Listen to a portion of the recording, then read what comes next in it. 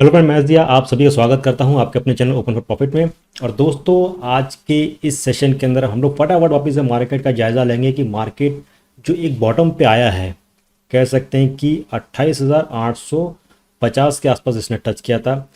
हमने क्या अनुमान लगाया था कि हमारी जो एक बाइंग एंट्री होगी दैट विल बी 28,000, 25,000, 22,000 के आसपास। ओके, हमारे और आपके लिए अच्छी बात है, अच्छा मौका है कि इस डिप पे इसको बाय करें।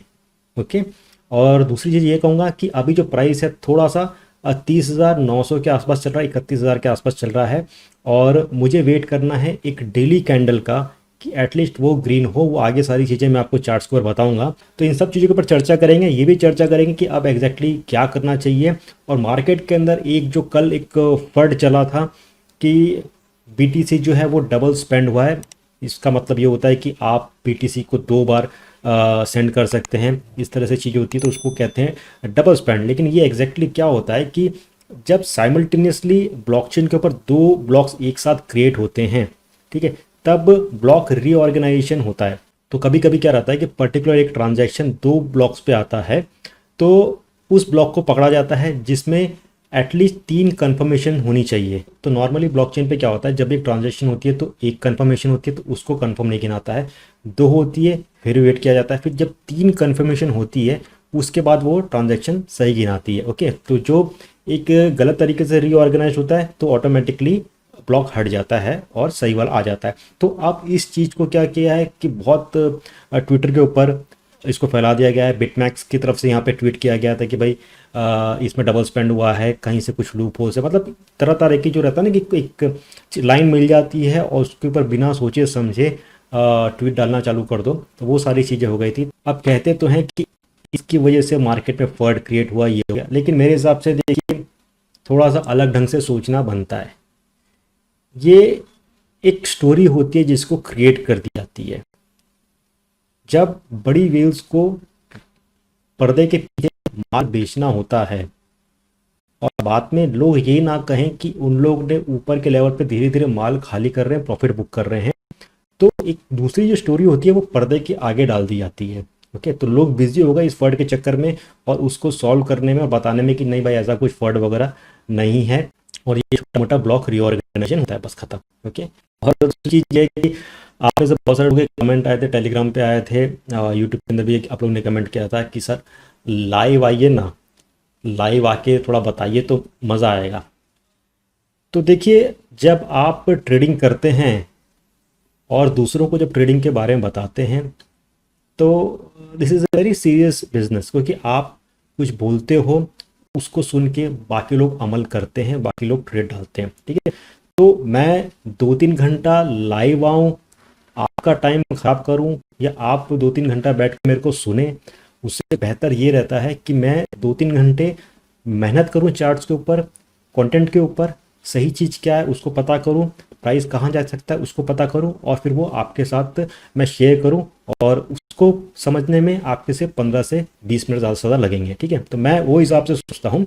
हाँ, कभी लाइव आना होगा तो ज़रूर आऊँगा, लेकिन उसमें थोड़ा बहुत मस्ती वगैरह करेंगे। ठीक है, तो कल वीकेंड्स का दिन है, देखते हैं अगर कहीं बाहर प्लान हुआ तो हम लाइव वगैरह करेंगे, बातें बातें करेंगे, हाजिर जानेंगे एक दूसरे का। ठीक है, लेकिन जब ट्रेडिंग की बात आती है तो अगर हाँ कंटेंट है उसके ऊपर मुझे वर्कआउट करना है और वो आप लोगों के साथ मैं शेयर करूँगा। ठीक है, तो जब लाइव करेंगे तब बता देंगे, लेकिन फिलहाल अभी लाइव का कोई प्लान नहीं है।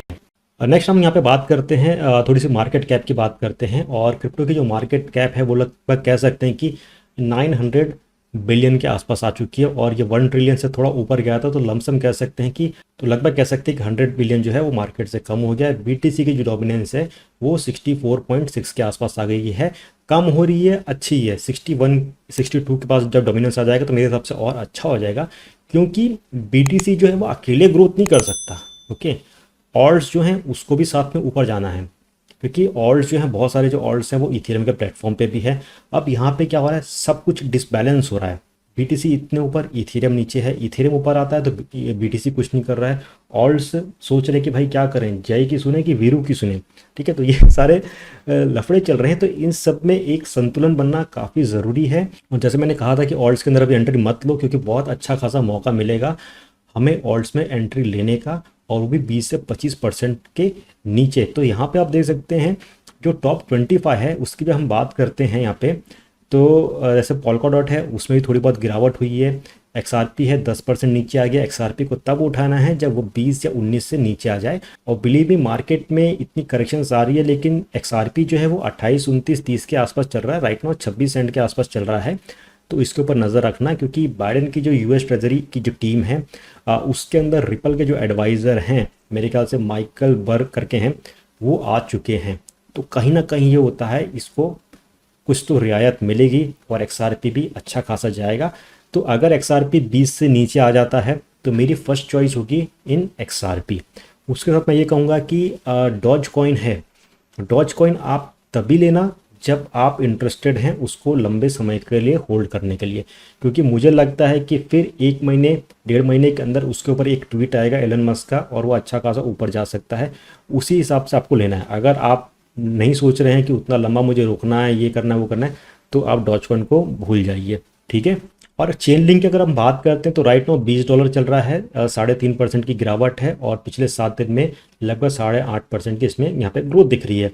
अब चेन लिंक पे मैं आप लोग को इसलिए कह रहा हूँ थोड़ा सा नज़र रखो, क्योंकि जैसे कि मैंने एक पिछली वीडियो में भी कहा है कि चेन लिंक के 80% से ज़्यादा जो टोकन्स है they are in hands of whales, okay. और वेल्स उसको सेल नहीं कर रहे हैं। इंस्टेड चेन लिंक की जो टीम है उनके पास जो प्राइवेट टोकन्स थे उसको उन्होंने सेल किया, लेकिन मार्केट कुछ गिरा नहीं। चेन लिंक बहुत अच्छा खासा प्रॉफिट दे रहा है, तो इसके ऊपर आप नज़र रखिए। अब चेन लिंक अच्छा और क्यों जा सकता है, कुछ पॉजिटिव न्यूज़ है वो मैं आपके साथ अभी यहाँ पे शेयर करता हूँ। कंफर्म नहीं है लेकिन मार्केट में न्यूज़ आई है। जैसे कि हम ग्रे स्केल की बात करते हैं, ग्रे स्केल के पास क्या होता है, इन्वेस्टमेंट प्रोडक्ट्स होते हैं, जैसे कि म्यूचुअल फंड्स होते हैं अलग अलग, वो स्टॉक्स के अंदर इन्वेस्ट करते हैं फॉर क्लाइंट्स और उसमें से प्रॉफिट बनता है तो क्लाइंट को मिलता है। उसी तरह से ग्रे स्केल जो है एक एसेट मैनेजमेंट है और यहाँ पे इनके डिफरेंट प्रोडक्ट्स होते हैं जिसके अंदर वो इन्वेस्ट करते हैं क्लाइंट्स के लिए। तो राइट नाउ ये इनके प्रोडक्ट्स हैं, जैसे बिटकॉइन कैश ट्रस्ट है, इथेरियम ट्रस्ट है, या हॉरिजॉन ट्रस्ट है, लाइटकॉइन ट्रस्ट है, XLM ट्रस्ट है, ये सारी चीज़ें हैं।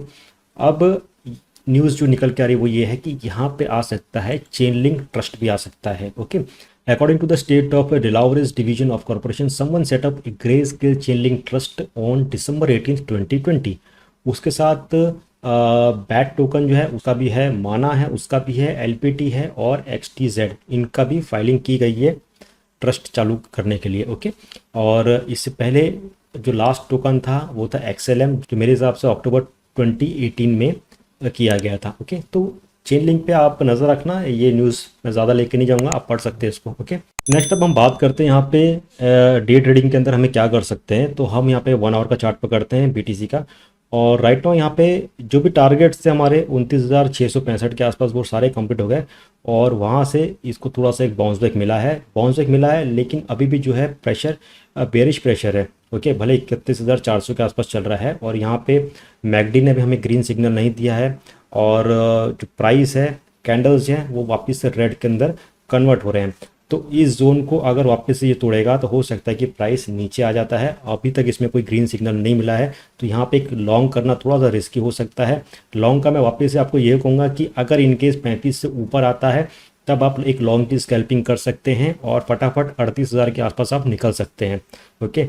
फिर आप वेट करना 40 के अगर ऊपर जाता है, 41 के ऊपर जाता है, then only you have to open long, okay. तो अभी मेरे हिसाब से नहीं करना है 31,000 के आसपास, क्योंकि 33,400 जो था वो एक सपोर्ट था और सपोर्ट टूट चुका है, ओके।